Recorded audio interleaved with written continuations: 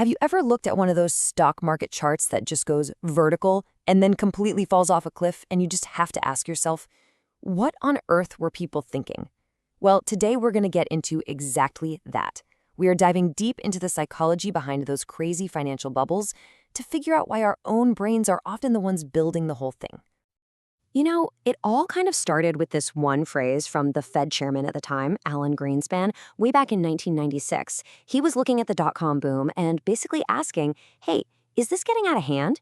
And the craziest part, the market just kept soaring for 3 more years before it all came crashing down. That single question just perfectly captures the whole mystery of a bubble, right? Where's the line between healthy optimism and just dangerous delusion? And that really gets us to the heart of the matter for this explainer. And look, this isn't about people being dumb. We're talking about really smart people, doctors, engineers, sharp business leaders, getting totally swept away. So what is it about us as humans that makes us collectively walk right into these huge and frankly predictable mistakes? The answer isn't in some complicated economic formula. It's literally hardwired into our brains. So, to really solve this puzzle, first you have to understand just how big it is.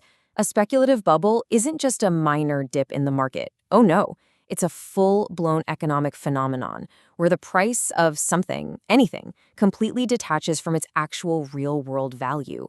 It creates a situation that seems so obvious after the fact, but is just unbelievably seductive when you're in the middle of it. The economist Robert Shiller, and he literally wrote the book on this, he put it all into perspective. He looked at the dot-com bubble in 2000 and the housing bubble around 2005 and found they weren't just a little bit high. No, they absolutely dwarfed all the other historical manias. We're talking 1901, the big one in 1929, 1966. What that tells you is we are dealing with a really powerful and recurring pattern in how we all behave. All right, so to get our heads around this huge market event, we actually have to zoom way in. We're going from the chaos of the trading floor right into the wiring of the human brain, because the real root cause of these bubbles, it's a series of predictable little glitches in our mental software. And these glitches have a name: cognitive biases. Now, the most important thing to get about these is that they are built in. These are not character flaws you learn over time. They're the shortcuts our brain uses to deal with a ridiculously complex world. And, a lot of the time they're super helpful. But when it comes to financial markets, they can be an absolute disaster. So let's talk about the first big glitch, loss aversion. This one is incredibly powerful. To put it simply, we hate losing way more than we enjoy winning. The psychological sting of losing $100 feels so much worse than the happy buzz of finding $100. In fact, foundational studies by psychologists like Tversky and Kahneman showed that the pain of a loss is roughly twice as intense as the pleasure of an equal gain. And that powerful fear of losing can make us do irrational things, like holding on to a tanking stock way, way too long, just to avoid the pain of actually admitting, yep, I made a bad call. Okay, now let's go to the next bias, and you'll see how these things start to stack up. It's called the framing effect, and it basically shows that how you present information can completely flip our decision on its head, even when the facts are exactly the same. It really is all about the delivery. So check this out. There's a classic study on this. People were told about a disease that would affect 600 people. When a treatment was framed positively, like, this will save 200 lives, 72% of people went for it.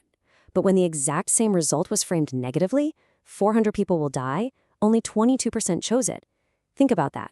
Same outcome, but a massive difference in choice. In the markets, that means a story framed around potential upside is always going to sound way better than one about avoiding risk. And now for the one that really pours gasoline on the fire, confirmation bias. You see, our brain acts like a biased lawyer. It's not looking for the truth. It's looking for evidence to support the case it's already decided to argue. We automatically hunt for news and opinions that agree with us, and we just kind of ignore everything that doesn't. So you can imagine how this plays out in a bubble, right? As prices start to climb, you begin to believe, hey, this time it really is different. Your confirmation bias kicks into high gear, you start clicking on every article that says it's a new era, and you dismiss all the skeptics as just being old-fashioned. You are literally building your own personal echo chamber that just screams, you're right, prices can only go up. Okay, so we've got these little glitches happening inside all of our individual heads. Now, let's zoom back out and see how these tiny personal biases can combine and snowball into a massive collective market bubble. Robert Shiller calls this a naturally occurring Ponzi scheme. It works like this. It starts with some price increase. Then, the media reports on the gains.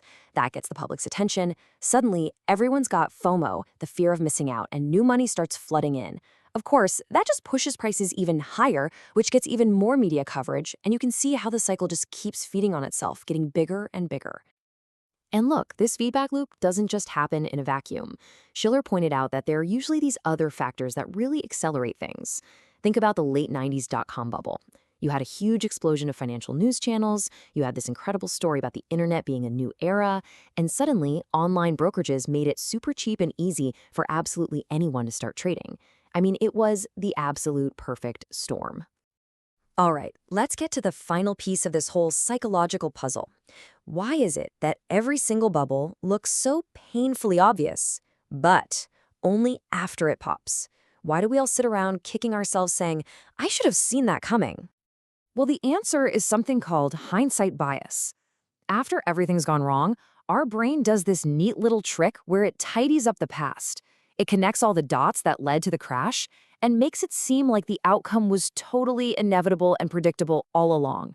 We conveniently forget all the uncertainty and all the positive stories that seemed so convincing at the time. This is the classic phrase, isn't it? I knew it all along. And the thing is, it really feels true. We genuinely believe we saw the warning signs. But this bias is a trap. It tricks us into thinking we're much better at predicting things than we really are, which of course just sets us up to get fooled all over again by the next big thing. So after all that, what are we supposed to do? How can we possibly protect ourselves from our own brains? This brings us to the final, and I think the most important takeaway. Here's the most crucial point. You can't just flip a switch and turn these biases off. It's impossible. They're a fundamental part of being human. The real power isn't in eliminating them, it's in awareness.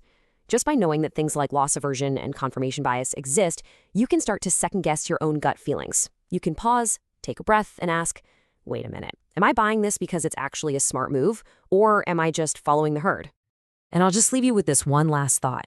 These biases, they don't just pop up in the stock market. They are influencing our decisions every single day in every part of our lives. So take a second and really think about it.